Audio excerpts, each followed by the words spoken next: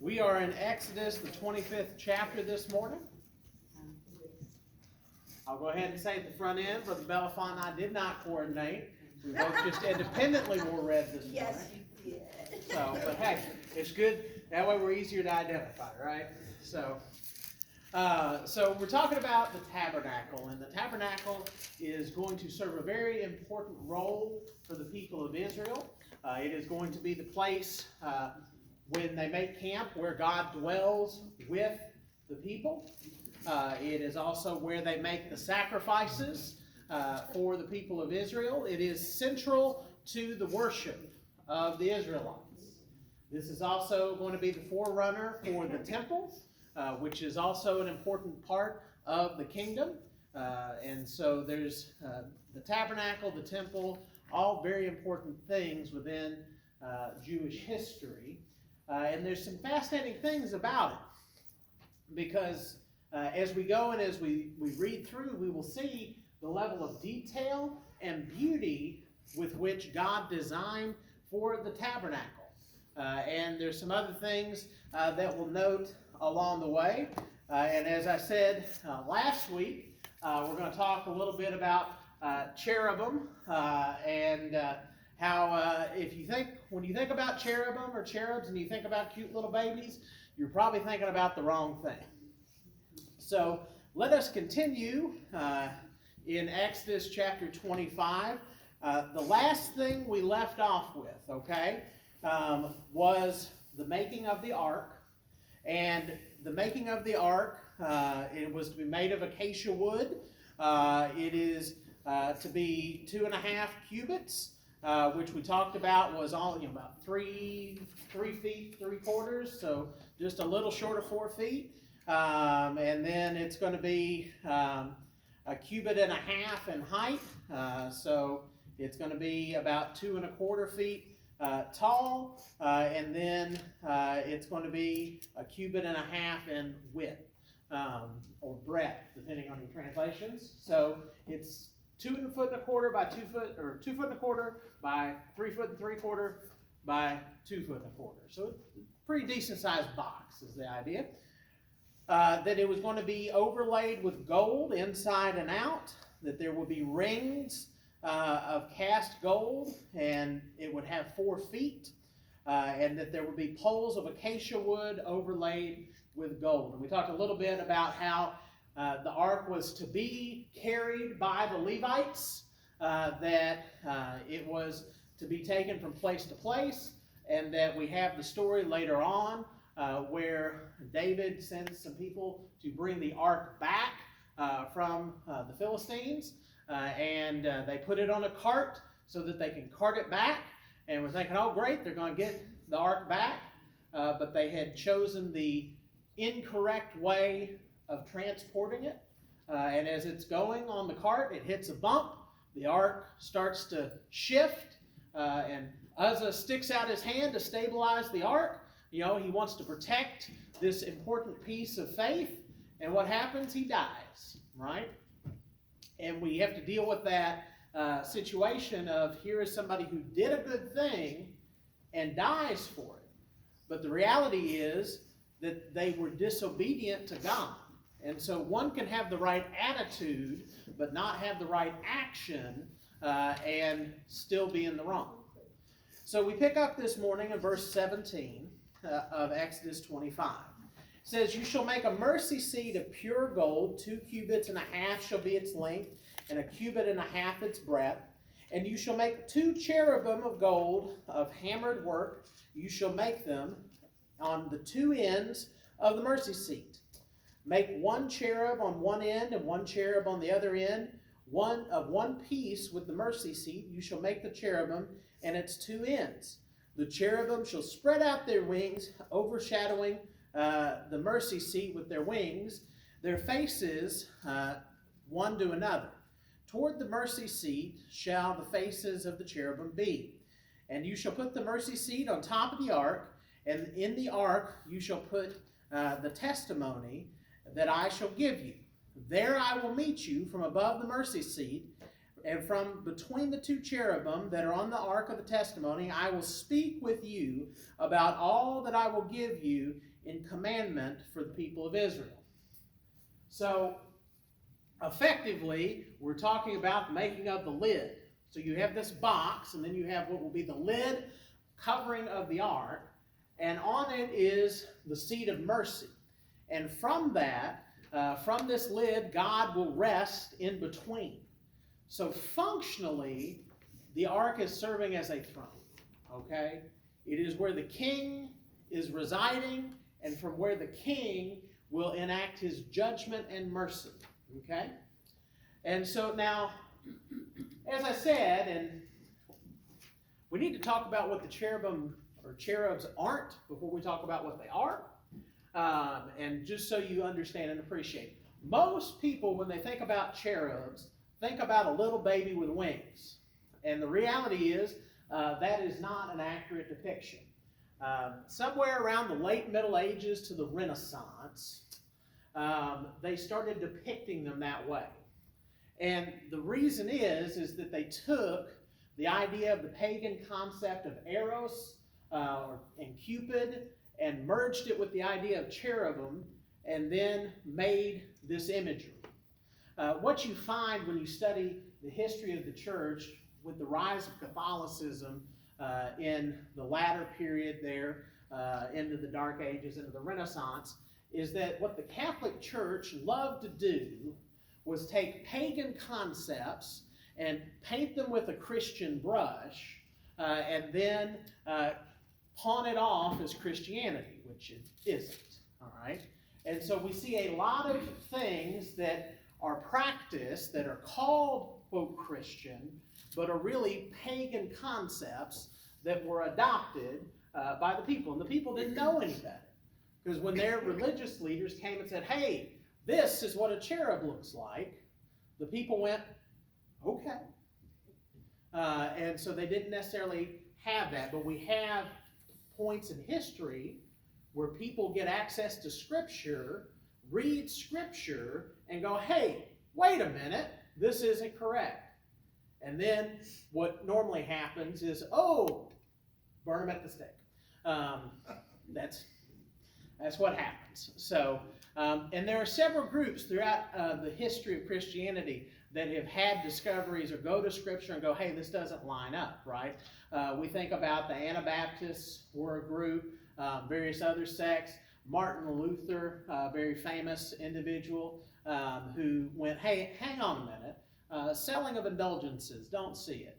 Now, the thing with Luther, though, is in a lot of these is that they didn't go far enough in fixing it, or they went, hey, this is a problem, and they were cast out or killed for that thought process. So the idea of cherub or cherubim as cute little babies does not have a basis in Scripture. So now that we've established that, any questions on that particular thing before we go in? Yes, Greg. Is that the only angel type that had wings? Oh no, no. We see at least one other, but the cherubim are the main ones that we see with the wings. So Ezekiel writes about it. Interestingly enough, in the psalmist talks about God riding in on a cherub. So if it's a little baby, that looks a little ridiculous, doesn't it? And so, but other questions or comments? All right, well, let's keep going about this. So if that's not what they are, then what in the world are they? Okay, well, if we go with what Ezekiel says, then they have 4 faces, right? And if that sounds remarkably similar to some stuff that we see in Revelation. So the reality is that we don't have 100% on what exactly the angels look like, but we have some good guesses. Now, interestingly enough, and we've talked about this before, a lot of the way the tabernacle is constructed and laid out is very similar to how pagan temples were constructed and laid out in the ancient Near East. And we have this throne of God. And the cherub in Scripture tends to function as a guardian. Okay?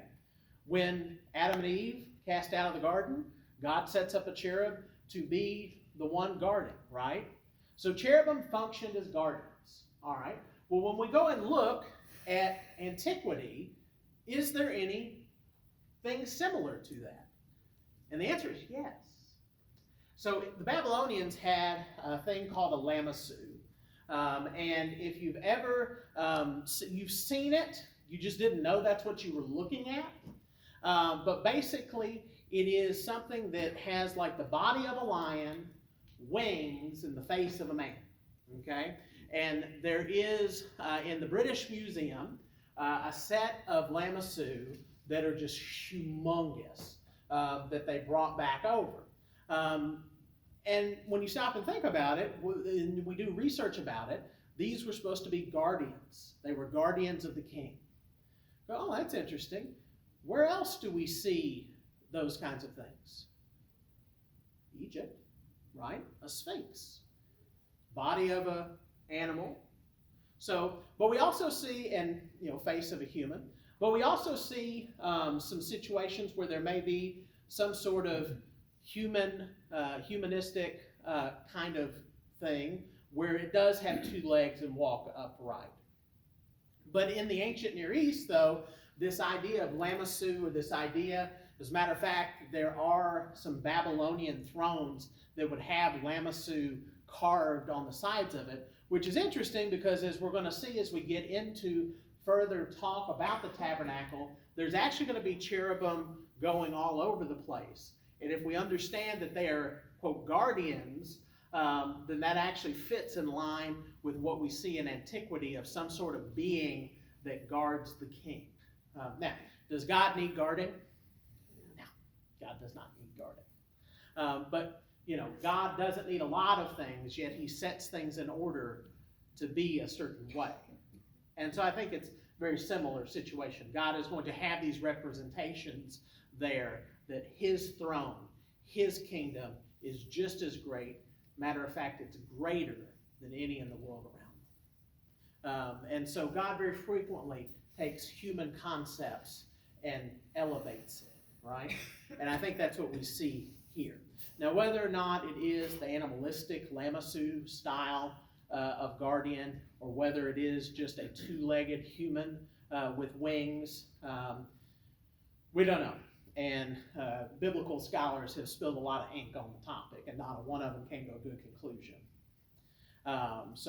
Albright, who is a very renowned archaeologist, leaned towards a humanistic, two legs approach, but I've seen just as many who argue the other. So, but you have these cherubim, and they're going to be on the mercy seat, and they are going to be facing inward with wings extended out. And I hate to say it, but the best representation you're probably going to do is Indiana Jones, right? If you've seen Indiana Jones and seen the Ark, that is probably a decent representation. You have this golden box with a golden lid, and you have these two beings that are almost making a seat as their wings are out and their heads are faced forward and down. So that is what is going to be on the ark, and from the ark is the mercy seat, and in it they are to put the testimony, so the Ten Commandments, the law. There are going to be a few other things that go in the ark as we see in time, but this is going to be in function the throne of God, a physical representation. It's not the actual throne of God, but when God goes to dwell in the tent of meeting, in the tabernacle, that's going to be his spot. All right? Any questions or comments up to this point? Again, as we go through the building of the tabernacle, God is going to time and time again take a human thing and elevate it for his purpose. And that is a theme that is consistent throughout Scripture. All right. Continuing on, verse 23. You shall make a table of acacia wood. 2 cubits shall be its length, a cubit shall be its breadth, and 1.5 cubits its height.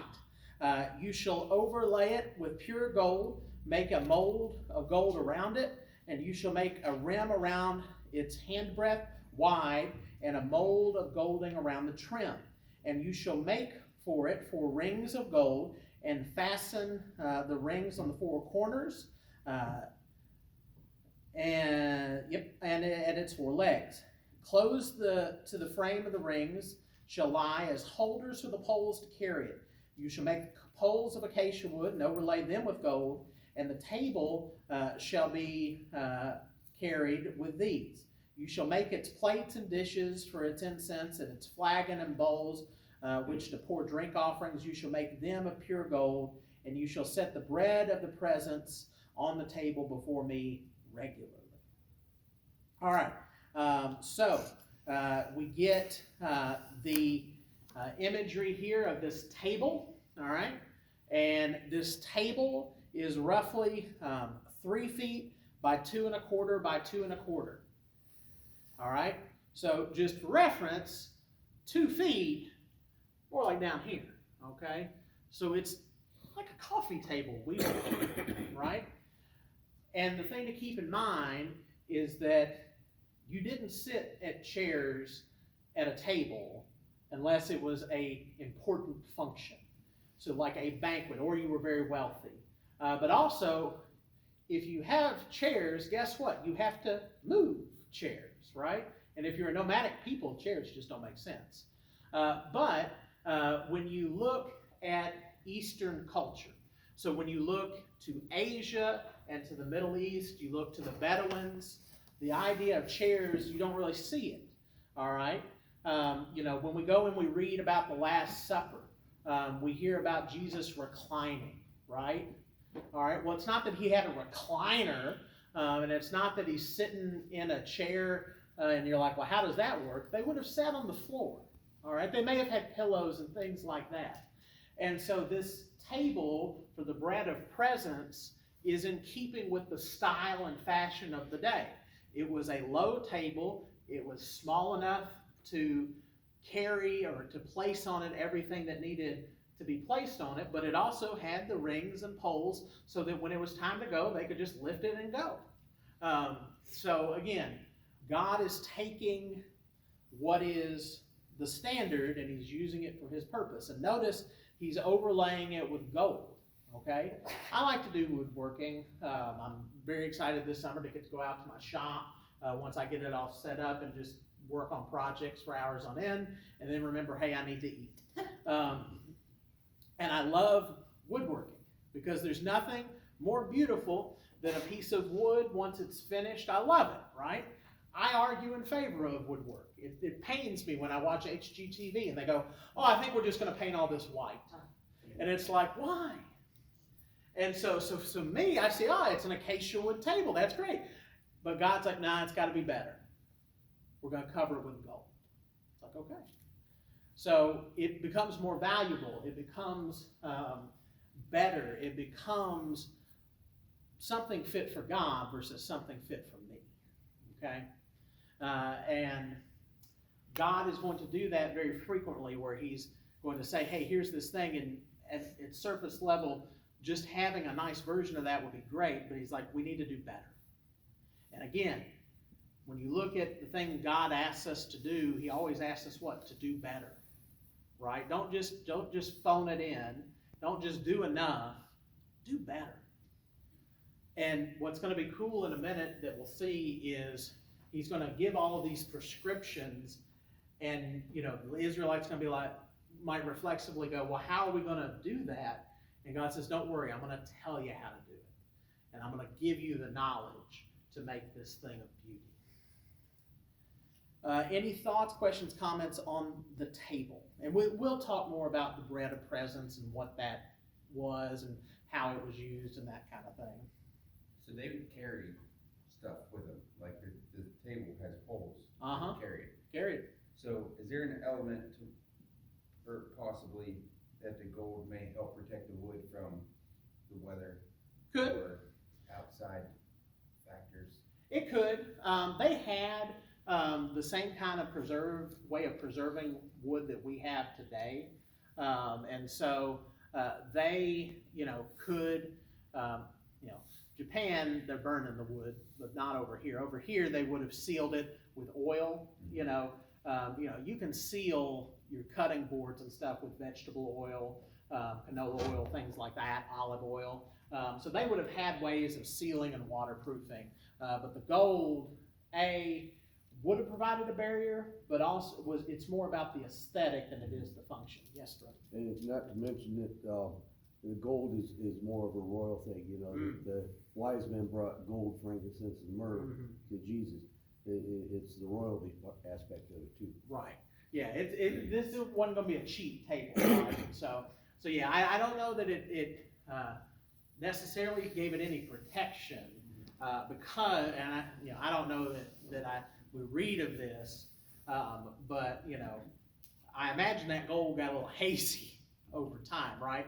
So I imagine if you were a young Levite, you might have to spend a hot minute polishing, right? So, other thought, it's a good question though, very good question. Because we think of covering things and we think about protection. I think God is thinking about aesthetics and what that would communicate to people. And also, it's kind of cool to think, right? Let's stop and think about this. Gold does reflect, right? It's not like silver or anything like that, but it's going to bounce light because that's what metal does. So you imagine this group of Israelites traveling in the desert, and they've got all these gold overlaid things. Like it must have been like a light show, like people seeing the reflection from a distance, knowing they're coming. Now you also have the pillar of fire and smoke, but neither here nor there. Other thoughts? Good comments. Let's continue on. Verse 31 then. You shall make a lampstand of pure gold. The lampstand shall be made of hammered work. Its base, its stem, its cups, and its calyxes, its flowers shall be of one piece. There shall be 6 branches going out of its sides. 3 branches of the lampstand out of one side of it, and 3 branches of the lampstand out of the other side. 3 cups like almond blossoms, each with calyx and flower on one branch, and 3 cups made like almond blossoms, each with calyx and flower on the other branch. So for the 6 branches going out of the lampstand. And the lampstand itself, there shall be 4 cups made like almond blossoms, with their calyxes and flowers, and a calyx of one piece with it under each pair of the 6 branches going out of the lampstand. Their calyxes and their branches shall be of one piece with it. The whole of it shall be a single piece of hammered work of pure gold. You shall make 7 lamps. The lamps shall be set up so as to give light on the space in front of you. Its tongs and their trays shall be of pure gold, and you shall make it with all the utensils out of a talent of pure gold. And see to it that you make them after the pattern for them which is being shown you on the mountain. All right. So, talent of gold, 75 pounds. Okay? So, you think about the big bag of rice that they've got at the store that they keep on the lower shelf, right? Or the big bag of flour, 2.5 of those worth of gold. Now, what's interesting about the lampstand is it's not cast, okay? The easy way to do this would have been to make a frame out of wood, put sand in it, and then you could either carve the sand. There's also evidence for plaster molds that do happen, but basically you would mold it and pour it, and you would have the 2 molds, and then you bust it apart, and boom, you're done. It's a lot less work. The problem is, and if you ever get something that's made that's made from a mold, like candlesticks a lot, but anything, there's a seam right where the 2 pieces of mold meet, right? Where the 2 halves meet. And you can get great detail, but there's always that seam. It's never going to be quite perfect. Whereas what God tells them to do is you're going to use 1 piece of gold and you are going to hammer this into what it needs to be. And so here's the thing, is it's also not, the hammering process, okay? I don't know if you've ever watched blacksmiths work, or silversmiths or goldsmiths. All right, now they have what's called an auto hammer. Greatest invention to modern smiths, okay? It is a pneumatic hammer, all right, that looks like a drill press, right? And so because to stretch that out, you either have to do one of two things. You have two options, an auto hammer or a presser plate. And so you would push it, the presser plate is like when you make dough, you know, like when you're making your, you know, they put the dough through and it just lengthens it out, okay? You can do that with metal, okay? But an auto hammer, which tends to be more common and, you know, it is just literally you stick it under and that thing hammers it like 1,000 beats, you know, 1,000 hammers a minute kind of thing. And it saves your arm, it saves your back, you just, awesome. They didn't have either. So what they are going to do is they are going to get this gold, and they may have been able to cast it into a decent sheet, but then they're going to have to get there with a hammer and literally just pound it out until it stretches, and then they're going to have to pound it around. And then, if they're good craftsmen, and I have every reason to believe based on scripture that they are, you have to polish it, because if it is quality, you don't want to see the hammer blemishes. That's the tick. So I have a sword that was a handmade sword that was forged, and I've had it for about 20 years. I love it. It's one of my favorite pieces in my collection. But I can actually look on the sword and I can see the hammer marks, because it's a good sword. It's not a great sword. Technically, it's a short sword, but that's losing the lead. This lampstand was to be a work of art. And again, God is accepting not second best when it's going to come to the tabernacle. And then you have, here's the thing. Why do you feel, so because the description of the lampstand describes it as a lampstand that effectively has cups like almond blossoms. It has flowers on the end. Okay? So imagine a candlestick, right?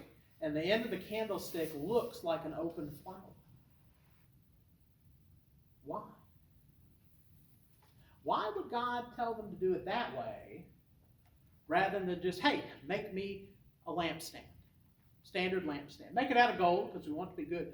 Why would he add that little detail? It's an opinion moment. There is no right or wrong. There's just your opinion. What do you think? Why would God have them make these look like flowers or almonds? Somewhere along the way, I heard that the almond is one of the earliest blossoming plants in that area. Mm-hmm. And the idea is, it says something is coming. Not coming like right now, but coming. And in a way it points to Christ. Possible. Definitely yes on all the almond being the first flowering things. So yes, it could be pointing to Christ. Sarah, do you have a hand up? Okay. I would say the emphasis on the almond, on the visuals, because it's supposed to be a piece of art. It's also functional, but like the emphasis is on the artistry. Yeah, attention to detail. I think that's a representation, excuse me, figuratively how we should live our lives with the same attention to detail of what he expects from us, of what he wants from us. Other thoughts? What about the tree of life? Tree of life? Maybe. So, I think the tree of life is a tree of life. We don't know a ton about that tree, other than it had fruit of some kind on it. But there was definitely maybe some, I could see how somebody could see the branches and think of a tree and think, we have weird associations like that sometimes, right? That's possible. So, but I think we're really honing in on the idea of art, maybe the idea of something to come, but also the idea of the level of detail and quality, right? Has everybody heard the story about green Skittles? And I think it was the Rolling Stones. You ever heard that story? Okay. So when you're a performer, you get to have what's called a rider, okay? And a rider is a part of your contract where you get to be a little extra. And so basically in the rider, you can say, you know, I want the temperature set at 67 degrees. I want the room to only have red lights and whatever. And it was the Rolling Stones or one of those bands from back in the day. And the story is that they put it in their rider that they want a bowl of, I think it was M&Ms, and it only be the green M&Ms. Now this is back in the 80s, all right, where you could not buy, like, so basically they would have to buy M&Ms, cut them open, pick out all the green ones and put them in a bowl. Bit extra, isn't it? And so, and normally we think about that and go, oh, that's ridiculous. Who would do such a thing? But there are some situations where the person is of such importance that they require a little extra, right? Somebody is so important. You know, I work at the city of Akron, and I find myself on the mayor's floor fairly regular, a lot more than I used to be. And our new mayor is a younger than me person, and so, but I can't, and he's a little more casual. And so he'll, hey, how you doing? Good to see you, yada, yada, yada, which is so nice. He's a very personable, very kind person. But I can't not serve him, okay? Like, it is name, rank, and serial number. So, because I can't not do it. Because to me, he is in an elected position and he deserves the respect of that position. And so, yes, sir, Mr. Mayor, sir, doing fine, sir. Thank you, sir. You know, and that's just the way I was raised. And so it's not that much of a stretch for me then that God, who is so much greater than a mayor, so much greater than a governor, a president, and a king, when it comes to this lampstand that is going to light the room, deserves the best that we have to offer. And, you know, it reminds me about what Paul says, right? And that, you know, whatever you do, do to the glory of God, right? And all that we do, we are to give our best, not for our manager, not for this person, but so that God can be glorified in it. And so I see certain similarities there. Yes, sir. I read about that, and I think it was about the M&Ms. But I also read another take that the reason they did that wasn't exactly because they felt that entitled, but it was to ensure that with all the pyrotechnics and safety aspects of the stage, that the people setting it up read, you know, because they would bury it down in the writing about the M&Ms. So it was also to ensure that they read the full thing and everything. If they paid the attention to detail about the M&Ms, that would make them feel better about the safety aspect of being on stage. So, yeah, we have a phrase, it's called, you know, how you treat the small things is how you'll treat the big things. And that, you know, would fall into that line. And so, you know, how you do a lampstand in the tabernacle when it comes to other things that God asks you to do in a specific detail, you know, it's all in the details. It's all in the details. And so, you know, if God expresses things to be done in a certain way, we are obligated to do them in that certain way. And that's across the board, okay? So we stop and think about our worship, right? God has specified how our worship is to be done. And there's some leeway in there, don't get me wrong, right? There is some room for flexibility. But in the areas in which God has specified, do it this way, we do it that way, right? And the way in which we talk about the plan of salvation, God has specified a way. And so we as obedient children do it that way. When it comes to living our life, God has specified we do things a certain way. And so again, it's those details. And how we treat the small things will be how we treat the big things.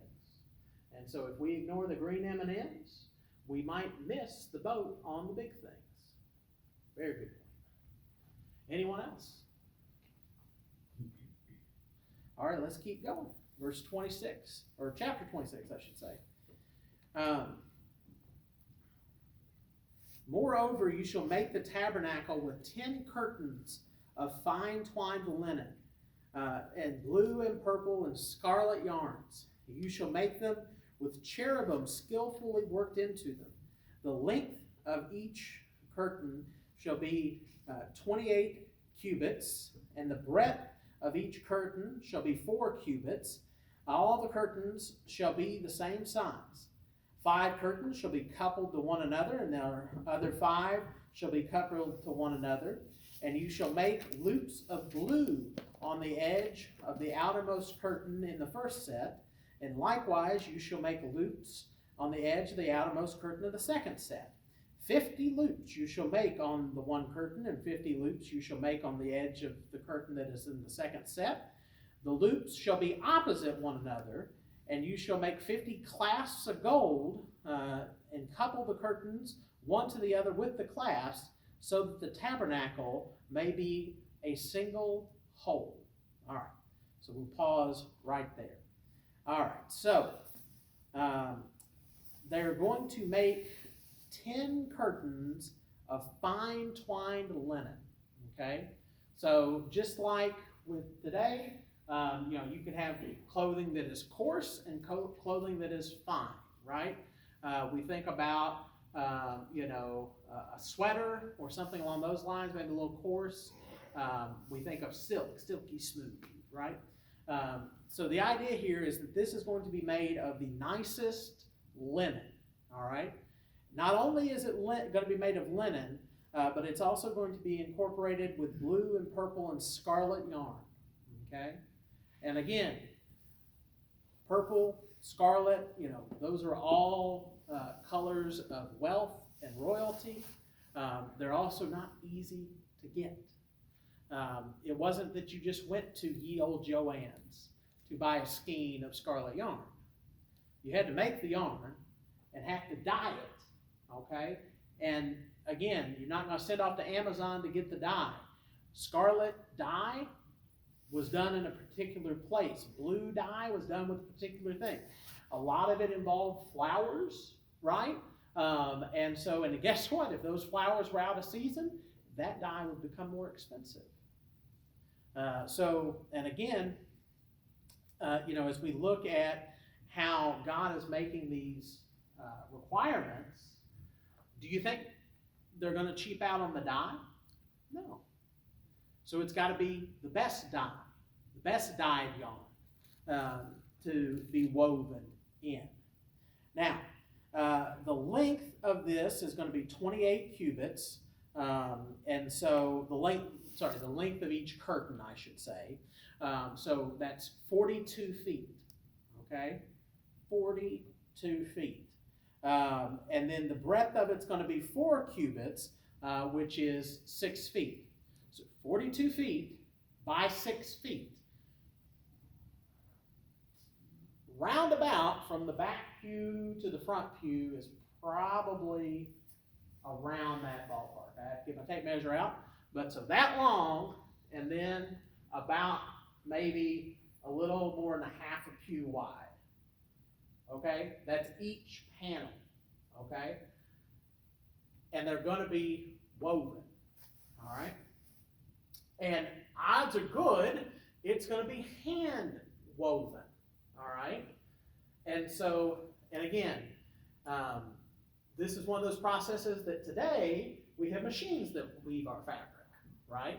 Back then, they would have laid out all the yarn, all the twine, and then they would just go back and forth, back and forth, back and forth, back and forth, tightening it up as they go, right? And it's gonna take a lot of twine and yarn. And as they get to certain points, they gotta change color. And then they have to start working in the pattern for the cherubim, right? And they gotta make sure that they don't get turned around and weave the cherubim in the wrong way, right? So I want us to understand the amount of work that is gonna be going into the tent that most people are never gonna see. Yes, sir? Sort of what, like Tyler was talking about, there's a lot of instruction and detail here. Mm-hmm. And you can have somebody say, as they're doing it, well, we could get by with 40 loops instead of 50. Mm-hmm. That's not gonna happen here. Mm. God won't put that. Yeah. Yeah, Todd. It's a lot to think about, you know, the logistics of it. If you need blue yarn and, you know, the blue dye is made from some sort of blue flower, there's no blue flowers in your region, you're gonna have to get the ink. So the time involved to get it, you know, and these are nomadic people, they can't just go to the store, you know, and not to mention, that's a lot of gold. I mean, 75 pounds of gold, that's 10 pounds more than my oldest son weighs in gold. You know, not to mention the gold loops and, you know, Right. and if it's mined in little pieces at a time, that's a lot of work. Well, so it probably wouldn't have been mine. The good thing that we know is that when they left Egypt, they were flush with gold, silver, and the like. Remember, the Egyptians were like, please leave, take everything. They just noted down what they had. Right. And so, but that's a process, okay? That's a process. Because it's not all gonna be the same purity, the same quality. Right. And so you gotta take, and it's a beautiful process when you stop and think about it, taking what are different qualities and purities and making them into one cohesive creation. I feel like there's a parallel with God and the church there. But I do want to put something in perspective about the lampstand. I didn't go into the nerd part of this, but normally I do when it comes to numbers. We measure weight and volume, stuff like that, for gold in what's called a troy ounce. Now, it's a little bit more than an actual ounce. 75 pounds comes out to about 1,200 ounces, okay? But it's about 1,100 troy ounces, all right? But then you look at what the current market rate for gold is, and it's about $2,000, $2,100 an ounce. Anybody want to guess the current market rate of a gold lampstand? That's just the materials. That's not after it's made into a lampstand. Any guess? 2.5 million. 2.3. 2.3. All right. So the lampstand, just in raw materials, $2.3 million. And that's pure gold, like no impurities. Like, you know, impurities would change the weight, that's pure. Right. That's pure gold. That is a gold with all the impurities removed. So that's an expensive lamp. Now, they have scales, or was there Yeah. like weight scales that they could weigh it? So yeah, let's head down economy 101 for the ancient world. When else are you going to talk about this stuff? Okay, so the thing you got to keep in mind is our concept. So there has always been, like for thousands of years, the idea of currency traded for goods and services. Right? We go back. We have antiquity. We have coins. And coinage. But a lot of stuff was done by weight. Right? And so what you would have is, and we get into it in scripture some too, but you would have basically, a set of weights that would be considered, verified. As a matter of fact, we still do this today. There's still in every county in the US, normally it's the county commissioner who handles weights and measures, right? Next time you're at the gas station, look at the little sticker, all right, and it'll say, Portage County Weights and Measures, so-and-so county person. And basically that is to be the stamp of approval that you can trust when you pump out a gallon of gas, you get a gallon of gas.